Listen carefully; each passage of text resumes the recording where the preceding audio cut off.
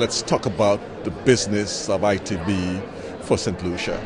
Well, it's another very important event for us to participate in. That's where we meet the world of the travel trade business.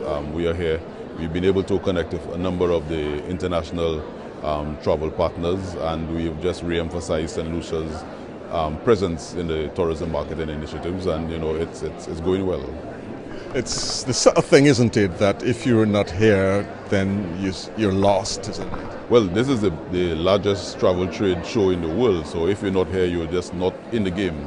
And this is why St. Lucia has been here for a number of years, and we continue to come because it's a point at which we interact and make engagements with our travel partners, the tour operators, the travel airlines, all of those important people who actually drive business to the destination, and you have to be where the fish are, so this is why we are here. How's your business out of Europe and Germany in particular? Well, Europe accounts for our second largest market, and for last year our business was slightly down by about 4%. January in particular we've actually started to climb, and we've actually showing growth. So I think it's a good sign. I'm hoping that we turn the corner. It's a very challenging industry. It is fickle on the one hand, but significant on the other. And for us, we just have to keep our foot on the accelerator, make sure that we are in all the marketing programs, creating that demand for the destination. And the best thing we can do is when the customers actually demand your country or your island or your region, that's when the marketing initiatives have been successful, and which is why we are at the ITB this year, 2016.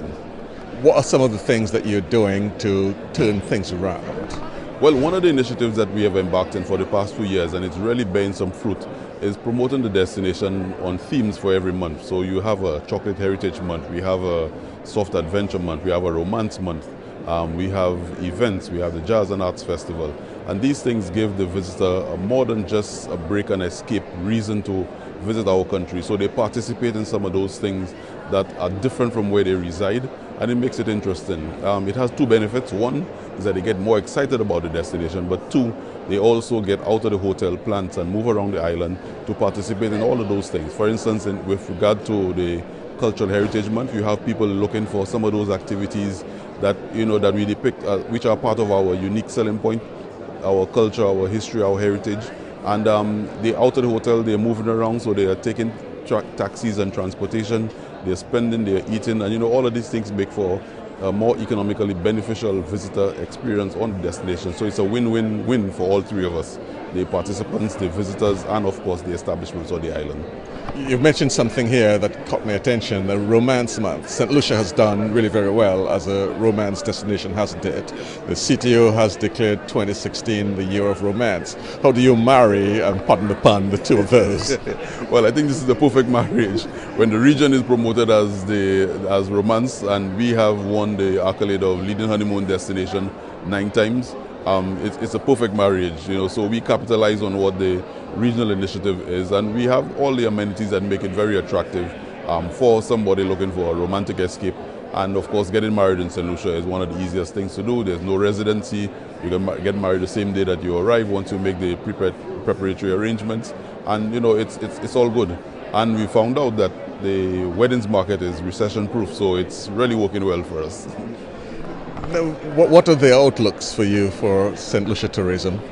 Well, we are looking at growing by another 5%, and the reason why we say 5%, it's really because we have been growing for a number of years. We've been increasing, and it's not just about adding numbers, we are about looking at the real benefit. So it's rather than focus on the visitor flows, we are looking at the economic contribution that the sector is making. So it's the visitor expenditure, the visitor feedback in terms of their willingness to recommend and the things that they participate in. So we're looking at a whole comprehensive picture to make it more beneficial to the destination. At the end of the day, the reason why we are into tourism is not necessarily because we are warm and friendly and like to smile, but we are doing it for the economic benefit and setting the platform for further growth in the country. Of course, we are warm and friendly and like to smile. Well, yes, that too, and it does help.